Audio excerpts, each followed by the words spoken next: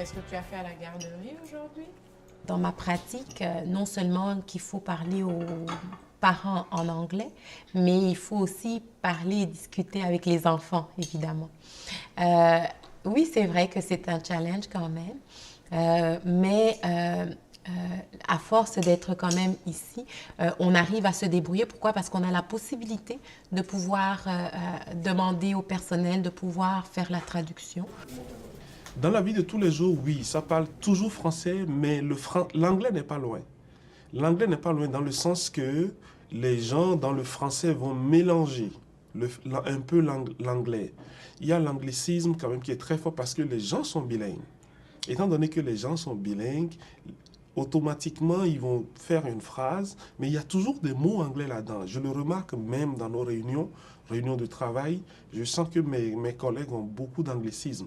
Mais par contre, moi, je tire avantage de ça parce que ça me permet d'apprendre l'anglais, d'apprendre beaucoup d'expressions d'anglais, ce qui fait qu'en 3 ans, finalement, je suis rendu presque bilingue.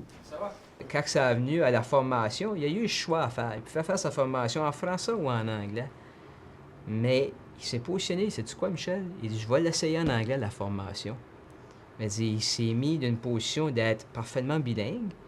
Puis après 6 mois, après 1 an, après 2 ans, il peut servir le client anglophone comme francophone. Encore là, il se met d'une position. C'est pas nous autres. Nous autres, on lui a donné des outils. Il a eu le choix de le faire. Mais c'est lui qui l'a fait, ce choix-là.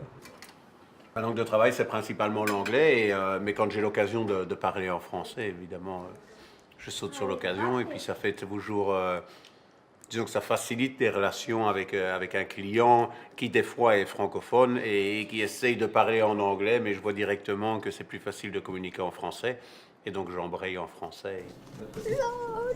J'ai postulé pour un emploi et en fait, le premier emploi auquel j'ai postulé, j'ai été choisie. C'est un petit peu en dessous de mon niveau d'études, mais je me sentais pas vraiment à l'aise assez en anglais pour postuler à des emplois qui correspondaient à mon niveau d'études.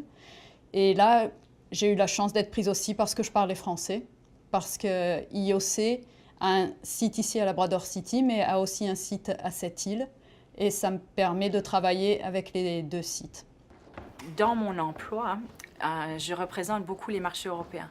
Et donc, quand on communique avec des entreprises de la France, de la Belgique ou les entreprises québécoises, on peut vraiment leur montrer, non, vous avez une place pour vous au Manitoba, on peut vous parler dans votre langue, on communique dans votre langue. Donc, c'est un grand avantage.